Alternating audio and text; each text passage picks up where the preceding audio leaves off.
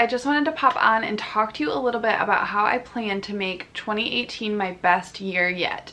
Now, if you're close to me, you might know that I just lost a lot of 2017 to battling with depression. And I want to talk about that more in another video, but I am out of that space and I just want to talk to you about right now just what I'm trying to do to make 2018 like not wasted, because I literally feel like and it wasn't like an intentional wasting of 2017, it was just that's what happened. And so I want to stay focused on my goals this year, and I want to show you how I plan to do that and what tools I'm using to accomplish that. So for me, first and foremost is my faith, and a couple of things that I'm doing to cultivate my faith in the coming year. One thing that I really want to do is to be reading the Bible for myself. I have never read the Bible all the way through, and I actually went to a Christian college and was supposed to read the Old and New Testament, but I kind of skimmed. So, like, if you can even call it that. So, thankfully, there's grace for that, but I really want to make an effort this year to read the Word. And so I am just keeping my Bibles. One thing that I have recently just been, like, brought to my attention is just keeping Bibles handy and open. And I have this journaling Bible, which I have done no journaling in. I don't want to make it like super pretty or anything. I can't because my handwriting is just special. We'll just say that. But I just want to be reading the Word for myself and not just like focusing on what other people say about it, and just developing my relationship with God in that way, listening for what He has to say to me. The other thing I'm going to do is keep a prayer journal. And I've already started this, but I just want to continue this to basically write the Word and just prayers in here, and so that I am spending time in the Word and in prayer every day. And that's a huge goal this year. And it's not I just view this completely differently than I have in the past. In the past, it was kind of like something I needed to check off the list. This year, it's something I want to pursue, and I know that it's going to be good for me and my family, if that makes sense. So, no guilt and no shame if I miss a day. I'm not going to do that this year. That's not my goal in this at all. So, that's one way that I'm going to do that. Another thing that I want to do this year is to create a more simplified life, and I am going to use some of these tools in this book by Emily, I think it's Lee or Lay, Emily Lay. I'm sorry, I really should have looked at how you pronounce her last name. But she wrote the book A Simplified Life, and it is just gorgeous. Let me just show you. Let me see if I can show you. Like, it is beautiful, and it has actual prompts to answer questions, and I want to go back through the book and read those and answer them. But it's just such a beautiful book. I mean, when bloggers write books, they write them, don't they? Like, they write them well. That didn't make much sense, but in my mind it did. But I just think blogger books are always beautiful. So she is a blogger. She also has created something called the Simplified Planner, which I already have planners for that go until the middle of the year. So in the future, I would like to purchase her planner, but right now it just it doesn't make sense. So I would like to implement some of the tools in here, and just simplifying our home, simplifying just routines, creating time together. She does have a whole chapter on simplifying your style even, or I think simplified style, which to me, as somebody who's really into makeup and fashion, it's everything that she says isn't entirely practical. It doesn't work with my interests, but there are some ways that I can like tone things down. Like, I in the coming year really want to create a go-to makeup routine that is just something I do when I don't have the time to experiment. Like, I love trying different eyeshadow looks, but that is time consuming and I don't have that time every day. So I want to create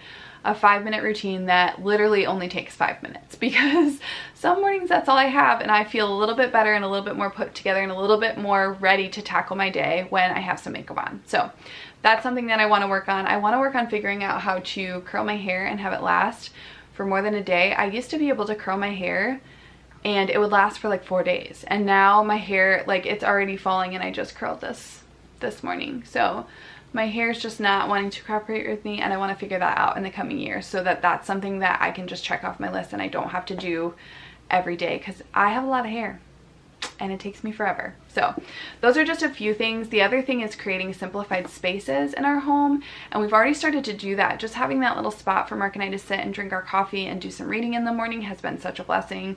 It feels like we're getting quality time together even though we're each doing kind of separate things, and we just really enjoy that. And it's kind of separated from the kids, so that's always nice. If you're a parent, you understand that. But even more on that, I just want to continue that, and I will update you. I think I should do it like an entire review of this and how things go as I do it. So I love this book, highly recommend it. You should get yourself a copy. So I have 2 planners because I am addicted to planners, but I don't use them well. So in the coming year, I really want to be better about using my planners. And I have one, I wanted one for like kind of vlog stuff and just YouTube stuff, planning what I was gonna do, when I was gonna do it. And so I just wanna utilize my planners this year, actually keep them open to what week it is. I think that's one of the biggest battles. Like if I just left this open and I had my entire week planned out and I had this open, how much more would I accomplish in a week? You know what I mean? So I just want to be better at filling them out, but also better at checking in on them. Cause I mean, that's another thing. I'll fill it out and then I never check back. And then I sit around and twiddle my thumbs or scroll through Instagram thinking I have nothing to do when I have a bazillion things to do. They're just not in the forefront of my mind because I'm not looking at them. So I have 2 planners. I have this one. They're both from Target. This one has like lined spots on the days. So it just has each day, and then Saturday and Sunday are a little bit smaller. I love a weekly view like this. It's just really helpful for me. I also like this one. This one's also from Target. It has a monthly view, which the other one has a monthly view as well. And then each week is broken down, and I really like that as well. You can see that pretty well. And then you just plan out each day. Something I'm also wanting to create in 2018, which I probably need to jot this down because I think this is going to be one of my goals for the year, is to cultivate a practical schedule / routine for our family. We just need to get our ish together around here.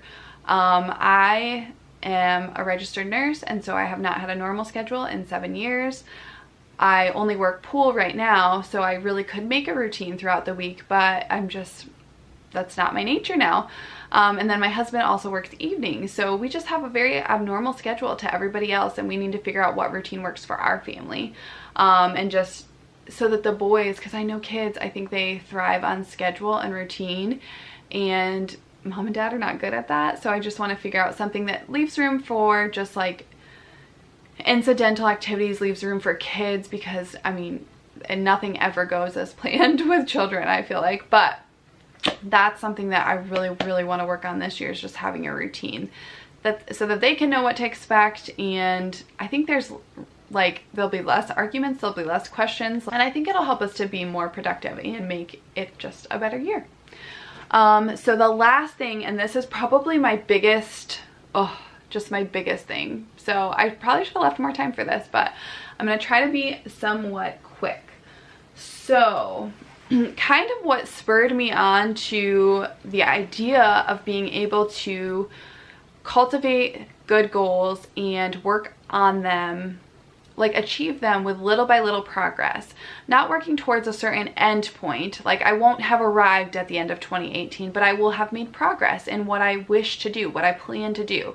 And I think looking back, even for me, it's so easy to look back and be like, man, if I had started that then, I would be so much further along now. Or man, if I had worked on this little by little, I would have made some progress. Whereas looking back right now, I see no progress because I just was overwhelmed by the big picture, if that makes sense.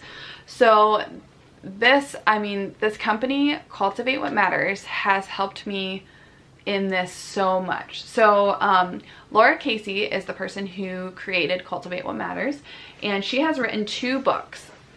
And the first book is called Make It Happen, and the second book is called Cultivate. And the subtitle oh, I guess I should have read the subtitles of both of them. It's Make It Happen, Surrender Your Fear, Take the Leap to Live on Purpose, and then Cultivate a Grace-Filled Guide to Growing an Intentional Life. And doesn't that just sound awesome? Like both of those. I want to make things happen. I want to overcome fears in the coming year. I want to like just take leaps of faith and make things happen. Make the things that I desire to happen, happen. And then I also want to cultivate and grow an intentional life. I don't want to look back in 20 years and be just filled with regret for how these years went by. I just don't. I think that's so sad to think about. Just these years when my children are little, and these are such big years for them developmentally, and just, yeah, I just don't want to look back and be like, man, I wish we had done this, or I wish we had done more of this, which I'm sure there'll still be things that I just miss the mark with. I'm 100% sure of that. I think there's no way to be a perfect parent. But I want to cultivate a life-giving home. I want to cultivate good goals, and I want to cultivate just more family time. I absolutely loved both of these books. I highly recommend them. They were very beneficial to just my growth this year, and just recognizing that it's all about progress. It's not about perfection. There's not some magical ending where I'm gonna have it all figured out. I'm just working my way towards that, and like when I'm 80, I'm sure there's still gonna be things that I'm working to figure out, and I just wanna be content in the process. And these books were just so beneficial to me in that. So the other thing that Cultivate What Matters has created is this thing called the Power Sheets. And this is what it looks like. This is one of the quotes from the book, and it is the best quote ever. I'll just read it to you so that you can know what it says. It says, you know all these things that you've always wanted to do. You should go do them. So how many times do we all just have these big dreams and we just think they're too big for us? And they might be God-sized dreams, but that doesn't mean we shouldn't work towards them. Like they might feel too big for us, and that might be the reality of it, but that doesn't mean we shouldn't work towards them with little by little progress. Okay, so what the Power Sheets is it's unlike any planner that you've ever seen before. It is a goal planner, and in it, you do some prep work, and just, I mean, it's such good stuff. So I'm just gonna give you a brief glance at this. That's a cultivated life evaluation, so you're completely honest with yourself and where you are at in the areas of health, friends, spouse or significant other, family, finances, work, recreation, and spiritual and personal growth. So just completely honest with where you're at and what work you need to do in those areas. And that was so helpful. We have a letting it go page, just how you feel right now, what is in your way right now, and what are you letting go of to move forward. So helpful to work through those things. And Meet Your Fears page, a page where you list what matters most to you. Oh, look how pretty that is too. And then you just list out what matters most to you. And to me, a couple of things, I'm just going to talk about a couple of things that I wrote. Cultivating a legacy of love for my children. And that's just not just my love. Like I want them to know my love for them, and I want them to know God's love for them. And I want them to be confident in their talents and abilities and to be strong in character. So I just want them to know that whatever they want to do with their lives, they can be confident and they can do it. Like I want them to have something I'm also learning about is growth mindset versus fixed mindset. And I was raised in a time of fixed mindset. And honestly, when things get hard, I quit. And I don't want them to do that. I want them to know that they can do what they put their minds to, and not in just like a flippant, like, oh, you know, if you want to be an astronaut and you're not going to try, you know, you're not going to study, you're not going to learn, you're not going to dig in, you can still be one. No, you're not entitled to it. But if you work hard, you can be whatever you want to be. So that's something I want to do. I want to cultivate a life-giving home. That is something that Laura has actually talked about just on social media and stuff, about one of her goals for the year.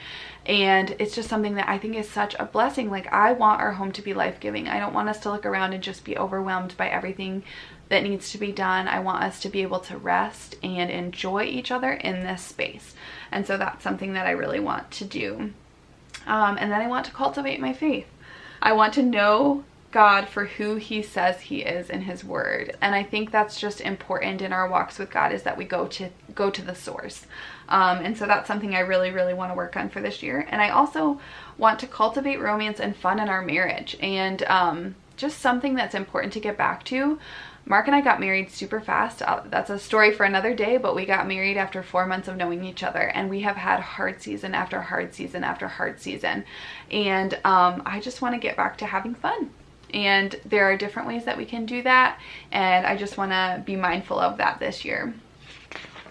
And then pages for letting go, listing good things in the last year, and then challenges of the last year, what worked and what didn't work in the last year. And that's as far as I've gotten. You list people you're grateful for, things you're saying yes to, things you're saying no to. Then you create goals. So the second tab is goal, and it says goal get 'em. And it's okay to grow slow. So these goals there's not really a finish line to these goals. We're just going to be working on them throughout the year and making little by little progress. And then in having these goals, we know that these goals are the things that matter to us. And now we can make progress towards them little by little. And we are not aimless. I feel like that's one of the hardest things for me, is to just feel aimless in the year. And everybody starts out with, these New Year's resolutions, and then they fizzle out. And it's because, when you think of a New Year's resolution, you're probably like me and think, okay, I want to meet this goal, and I'm going to meet it in the first 3 months of the year. I'm going to meet this goal, instead of thinking of it as something that you make little by little progress in, that you're not trying to be perfect. For me, every New Year's, I probably started a new workout routine, and then it fizzles out because I'm expecting my body to be able to do something in a month that it hasn't done in years, if ever. And then I'm also expecting that when I miss a day, if I get off track for any amount of time, I don't make myself start back up, because I'm expecting perfection. I'm expecting to be able to hit those workout goals every day, and if I miss, then I'm a failure, and there's just nothing that can be done about that. So that's another thing that I just think is so special about this, is you create goals, and then you create an action plan for each goal, and then each month you prepare well.